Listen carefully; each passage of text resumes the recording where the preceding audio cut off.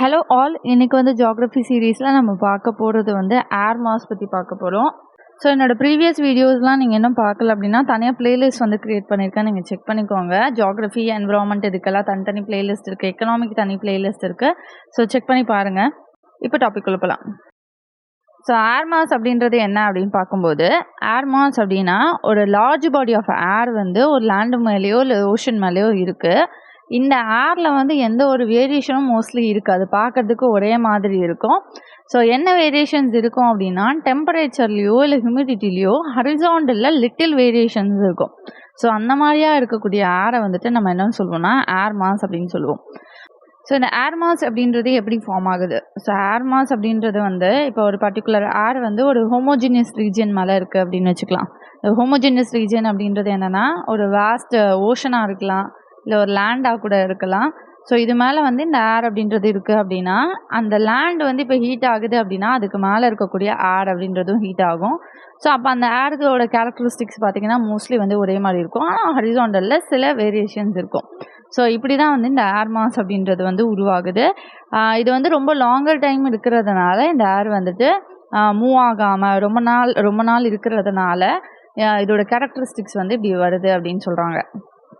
So இந்த air mass ஃபார்மேஷனுக்கு ஏதாவது condition இருக்குது அப்படின்னு கேட்டால் டெஃபினட்டாக இருக்குது. ஸோ சோர்ஸ் ரீஜியன் அப்படின்னு சொல்லக்கூடிய இந்த ஹோமோஜினியஸ் ரீஜியன் பார்த்திங்கன்னா ரொம்ப எக்ஸ்டென்சிவாக, ரொம்ப ஜென்டலாக, டைவர்ஜென்ட் ஏர் சர்க்குலேஷனோட இருக்கணும்.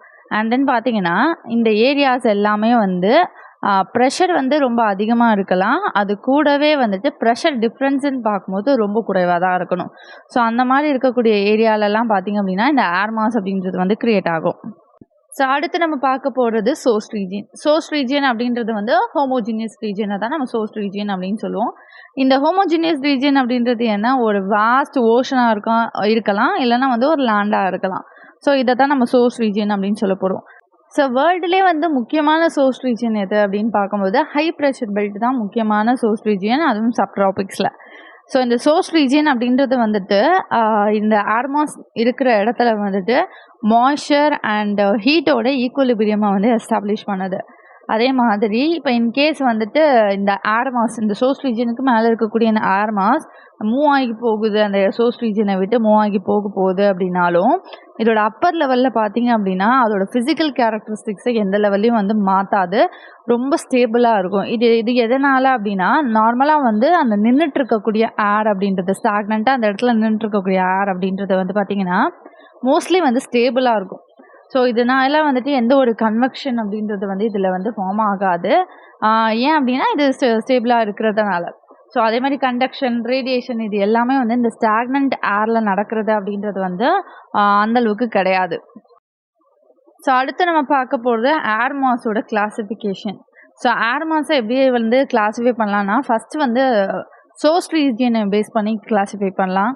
ஸோ இதில் வந்து 5 சோர்ஸ் ரீஜியனை பேஸ் பண்ணி ஏர் மாஸ் வந்து கிளாஸிஃபை ஆகுது. ஒன்று வந்து பார்த்திங்க அப்படின்னா warm tropical and subtropical oceans, and ரெண்டாவது the subtropical hot deserts, cold high latitude ocean, fourth one வந்து very cold snow covered continents in high latitude, permanently ice covered continents in the Antarctic and ஆர்டிக்கில். So இந்த மாதிரி 5 விதத்தில் வந்து ஏர் மாஸை வந்து classify பண்ணலாம். So இந்த சோர்ஸ் ரீஜனுக்கு மேலே இருக்கக்கூடிய ஏர் மாஸ் அப்படின்றது அந்தந்த சோர்ஸ் ரீஜனை பொறுத்து வந்து வேரி ஆகும். வேறு எப்படி வந்து ஏர் மாஸை வந்து கிளாஸிஃபை பண்ணலாம் அப்படின்னா, பேசிக்காக 2ஆக பிரிக்கலாம். ஒன்று வந்து வார்ம் ஏர் மாஸ், இன்னொன்று வந்து கோல்டு ஏர் மாஸ். இப்போ ஃபர்ஸ்ட் வந்து நம்ம வார்ம் ஏர் மாஸ் பற்றி பார்ப்போம். இந்த வார்ம் ஏர் மாஸ் அப்படின்றது வந்து பார்த்திங்க அப்படின்னா கீழே இருக்க சர்ஃபேஸை விட வார்மராக இருக்கும். அதே மாதிரி வந்து ஸ்டேபிள் வெதர் கண்டிஷனை வந்து இது இப்போ வச்சுருக்கோம். ஸோ வார்ம் ஏர் மாஸ் ரீஜன் அப்படின்னு நம்ம எடுத்து பார்க்கும்போது எக்ஸாம்பிளுக்கு வந்து சஹாரா டெசர்ட் மேலே எடுத்துக்கலாம். ஸோ சஹாரா டெசர்ட் அப்படின்றது ஒரு பெரிய சோர்ஸ் ரீஜன். ஸோ இதுக்கு மேலே இருக்கக்கூடிய ஏர் மாஸ் அப்படின்றது வார்மாகவும் ட்ரையாகவும் இருக்குது. அதே மாதிரி ட்ராபிக்கல் ஓஷன்ஸ் எடுத்துக்கலாம். ஸோ ட்ராபிக்கல் ஓஷன்ஸ்லேயும் வந்து பார்த்திங்க அப்படின்னா உங்களுக்கு வந்து ஒரு பெரிய வாஸ்ட் ரீஜன், இது ஒரு சோர்ஸ் ரீஜன்.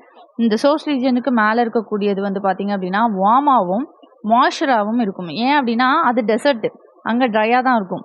இங்கே வந்து உங்களுக்கு வந்து ட்ராபிக்கல் ஓஷனில் எவாப்ரேஷன் நடக்கும், அதனால் இங்கே மாய்ஸ்சரோடு இருக்கும், ஆனால் வார்மாக தான் இருக்கும். ஸோ அடுத்து வந்து கோல்டு ஏர் மாஸ். ஸோ கோல்டு ஏர் மாஸ் அப்படின்றது வந்து கீழே இருக்க சர்ஃபேஸை கம்பேர் பண்ணும்போது கோல்டராக இருக்கும். ஸோ இதில் வந்து இன்ஸ்டெபிலிட்டி நிறைய இருக்கும். அதே நேரத்தில் வந்து அட்மாஸ்பியரிக் டர்புலன்ஸ் அப்படின்றது வந்து நிறைய க்ரியேட் ஆகும்.